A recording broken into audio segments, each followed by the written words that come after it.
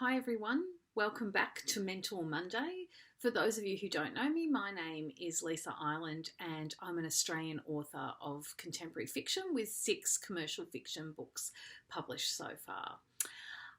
Today I want to talk to you all about the submission process, or actually about, I'm going to call this the submission primer, and it's some of the things you need to think about before you submit your book.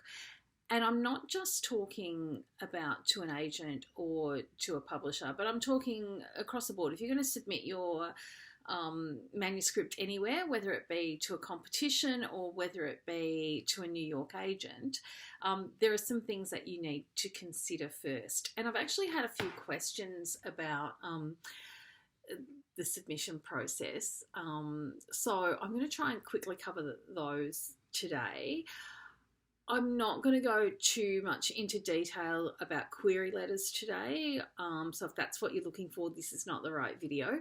I will, in other videos, talk a little bit more about pitching face-to-face and pitching in a query letter. But this is more about your manuscript and yourself. Really, this is about yourself, about whether you are ready as a person to submit to agents and publishers or even competitions at this point in your writing journey.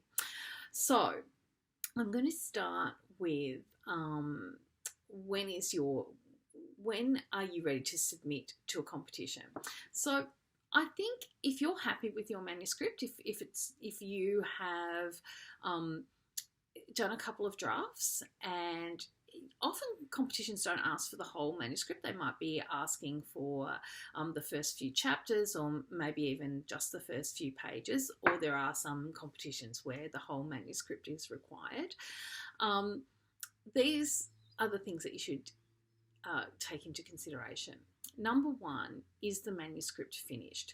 Now, it depends on what the point of the competition is. If the point of the competition, for instance, is like in RWA Australia, Romance Writers of Australia, they run many competitions. Now, some of those competitions are just to give feedback on specific parts of your manuscript. So I'm not sure if they still have it, but there was a competition that they were running called The First Kiss. And so people could send their first kiss scene into the competition, and then they were judged, and you might place or win that competition. That's really handy feedback. It's writing feedback. It's the judges are looking for, are you hitting all the emotional feels that we're looking for in a romance novel? But you don't need to submit your whole novel for that competition. So therefore, if you don't have a full novel, that's okay, that's fine. You're just getting, you're actually just getting some information back, some feedback on your writing. So you don't need a full manuscript for that. However, another competition that they run is called the Emerald, and that tries to mimic the actual real life submission process that you will go through when you are submitting to a publisher. And so you do need a whole manuscript for that. Where people often get into trouble, because in the Emerald and similar competitions, lots of competitions run this way, you only have to submit, I think, the first 3 chapters to your novel for the beginning of the competition. And of course, many of us have worked very hard on the beginning of our book to polish it up and get it, as perfect as possible. So you may find, or you may be asked to submit your full manuscript as part because on the back of those fantastic first 3 chapters, which is great that that you're hitting all the right notes in those first 3 chapters. But I would encourage you not to submit to those sorts of competitions for full manuscripts if you don't have a full manuscript, or if the rest of your manuscript is not up to scratch yet, and you know that. And I'll tell you why. these are fantastic opportunities, particularly the RWA competitions. Often they're being judged by real life publishers, by people from Harlequin, for instance, or from other big five publishers in Australia. And it's not unheard of at all, or actually not even just in Australia. In past years, there have been international publishers as well judging these competitions. So it's not unheard of for the winners or even place getters in these competitions to be asked to submit their manuscript to the publisher for consideration. So a judge might read your manuscript and say, you know what, I really like this. I'm going to take it back to my colleagues. I don't publish this particular genre or whatnot, but I'm going to take it back to my colleagues back in the UK, or even in other cases, offers have been made. So don't squander that chance by getting your, by front loading, writing 3 really good chapters and not worrying about the rest of the manuscript, because you don't get heaps of chances, particularly in a smaller market like Australia, if it's being judged by an Australian publisher. This is a small market. People remember you, strange as that may seem. So don't waste a good opportunity to get your writing in front of a publisher by front-loading, sending off 3 really good chapters and not worrying about the rest of it. What I'm saying is be prepared. If the competition is for a whole manuscript, make sure the whole manuscript is ready. Don't waste your opportunity. So now, as a person, if you're entering competitions, this is not about your writing, this is about you. You have to be prepared and open, prepared for and open to criticism. If you cannot bear anyone to make any remarks about your work, you're not ready to submit anywhere yet. You're going to get negative feedback. Every person who enters a competition will get some sort of negative feedback. I don't think I've ever heard of anyone, including myself, who's entered a competition without receiving some sort of criticism. That's what they're for. The competitions are there to help you grow as a writer. Does that mean that every piece of criticism you receive is accurate? Not necessarily. What competitions are great for are sorting out what's important and what is true about your manuscript and, what might not matter. So, for instance, if you usually get 3 judges, if 2 judges love it and make similar remarks, and then a 3rd judge doesn't love it and makes remarks that the others don't comment on, it doesn't mean the 3rd judge is wrong, but it might mean that it's just not that judge's cup of tea. I would encourage you, when you get your remarks back, to go through all the remarks, including the negative ones, if they're not nasty, so long as they're just constructive criticism. Go through them very carefully. Sometimes they hurt, and often I've found the things that have hurt me the most have turned out to be the things that were true. And I couldn't necessarily see them at the time, but in hindsight, I can see them. So it can also be handy to sort of, or fruitful, to put the criticism aside for a week or 2, particularly if it's hurtful, if you found it hurtful, and then go back and revisit it in a week or 2 when you're feeling a bit calmer. But if you think that your creativity and your ability to write, your writing mojo, is going to be affected at this stage of your writing development from negative criticism, then maybe you're not ready for competition yet. I want to say this in the most positive way possible, because I don't want to put anyone off, but I want you to know that commercial publishing is a really tough industry. It's a corporate industry, and publishers are there to make money.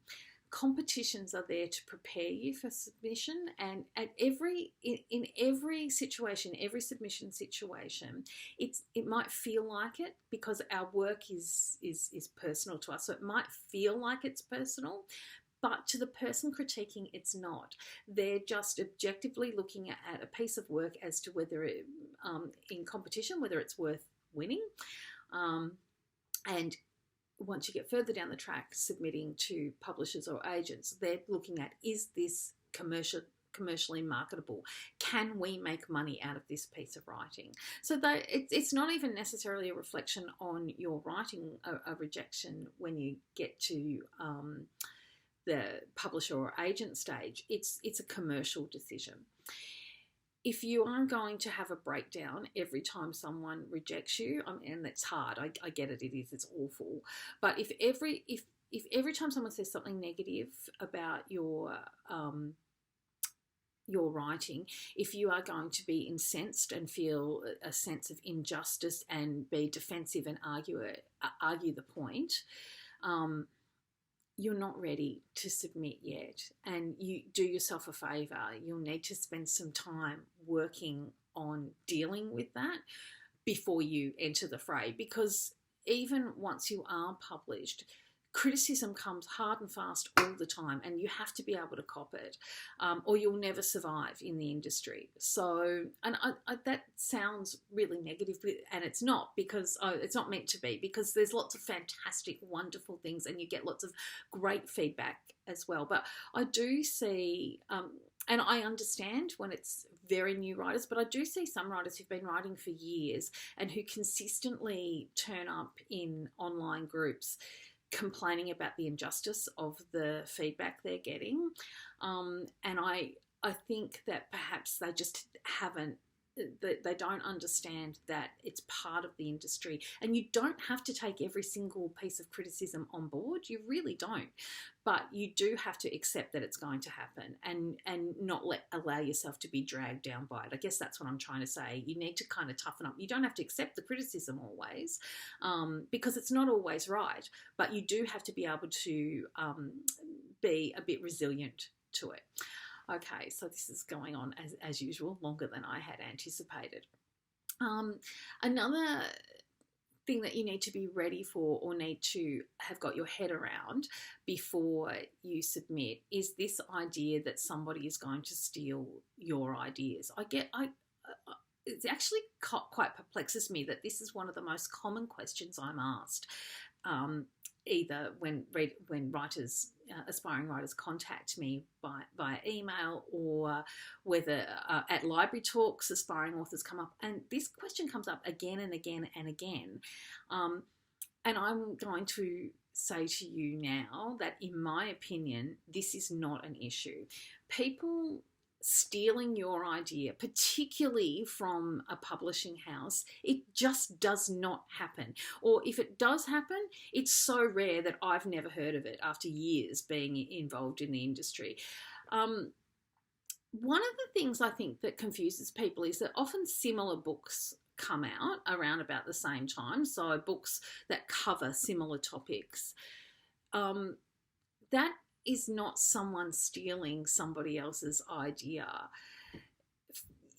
First of all, ideas can't be copyrighted. So an idea is just an idea. And until it's an actual manuscript or an actual book, it can't be copyrighted. How can I explain this?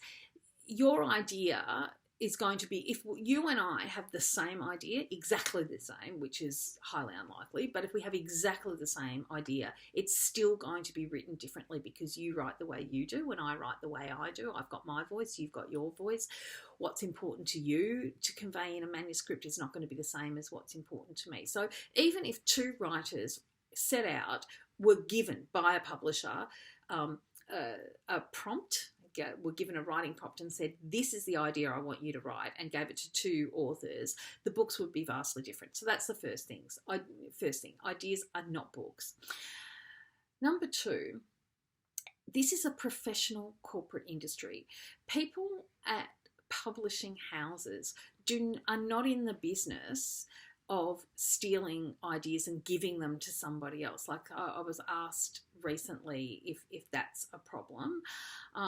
And I just don't see what would be in it for the publisher to do that. So that it's just not in their interest. It just doesn't happen. It really doesn't.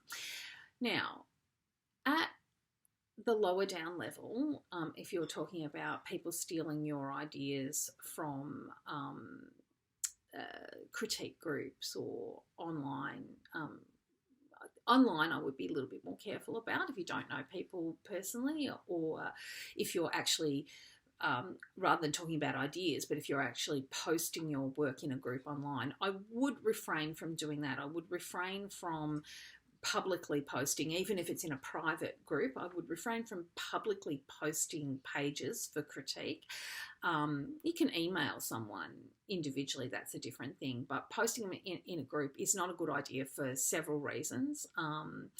One, because you're not always sure of the qualifications of the people that are critiquing you, so you don't want to be, you don't want to be critiqued by people who, unless they're a group of people that you know well, and you happen to be, like, for instance, I'm in a group of writers, and I know all those writers, but we live in different states of Australia, and so we communicate online through a Facebook group. That's a different thing, but I'm talking about in front of strangers. That might not be, particularly if you're just starting out. You don't necessarily want to be being critiqued by someone who you don't know and who may not necessarily have your best interests at heart. But in terms of ideas, that's just something I've never worried about, and it has. And there are books that do come out with similar ideas. Like, for instance, I think I've spoken about this in a video before. When I wrote my very first book, which was called Breaking the Drought, Rachel Johns, who is my friend, her second book, Man Drought, came out just before, I think, Breaking the Drought came out, and I read Man Drought. And I was reading the back cover blurb, and I was thinking, oh no, it's the same idea as me. And Rachel and I hadn't talked about it, because when I wrote Breaking the Drought, which was years earlier, I didn't know her. So we had never discussed it. So I knew she hadn't copied me, and I knew I hadn't copied her. They were just the premise was about in hers, it was about a pub and getting a whole heap of young women to come to a town because there was, the town was dying, and they were having this sort of like festival, like a matchmaking festival sort of thing. And my book had a similar premise, but the weight that was given to those events in the book was quite different. And Rachel's book was just, when I read it, I stopped worrying, because I knew it was very different to mine. But what I'm saying is, when I read the back cover blurb, I had a heart attack, because I thought, she's an established writer.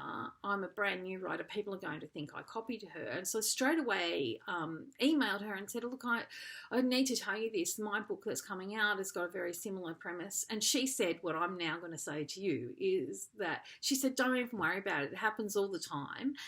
People, often authors writing in the same genre will have similar ideas, and your book will be very different to mine, so don't worry about it. And that turned out to be true. I have often found, when I am about to release a book, that when I think it's a really unique idea, that either someone just before or just after me releases a book with a similar premise, or a related premise, and I'm like, oh damn. But that's never mattered. None of those things have ever mattered, because of what I said earlier. The way I write something is completely different to the way any other author is going to write it. And that brings me to my next point, which is, your ideas are not that special. And I don't say that with malice. My ideas are not that special. Very few of us have super unique ideas. It's the delivery that's special. It's not necessarily the idea, because authors are influenced by the same things. We all read the same news. We live in the same universe. So we are, particularly in, if you write speculative fiction, and I don't, so that might be slightly different, I don't know. But for those of us who write fiction based on reality, we're always influenced by the same, we're reading the same magazines, we're reading the same news online, we're living in the same world. Like at the moment, we're all living with a worldwide pandemic. So these are the things that influence us. And so it just stands to reason that we're going to have similar ideas at similar times. So my strong advice to you is don't worry about that. Don't turn yourself inside out worrying about whether someone is going to copy your idea. A, it's unlikely to happen, and B, if it does, they're not going to write the book the same way you are, and it honestly doesn't matter. That's one thing of all the worries you have as a new writer. That's one thing not to worry about. We're at 20 minutes. I was going to talk to you this morning about submitting to publishers and agents, but I think I'll finish this video here, and I'll make a separate video about the way to look for agents and publishers. And just a few little tips on that. So today's really been more about just getting yourself in the right headspace, what you should worry about and what you shouldn't. So make sure your manuscript is completely ready, that it's been edited and edited again. It's been read by a few people, not just your mum. Or your granny or your best friend. It's been read by someone who's going to actually give you a little bit of criticism. Make sure that you're ready to take on board criticism, and don't worry about someone copying your idea, because it's just not going to happen. Okay, so with that advice, if you're ready, if you've got a competition entry ready, and I think competition season is starting now, for us at least in Australia, so go forth and submit. I'll see you next week with some advice about submitting to publishers and agents. See you then. Bye.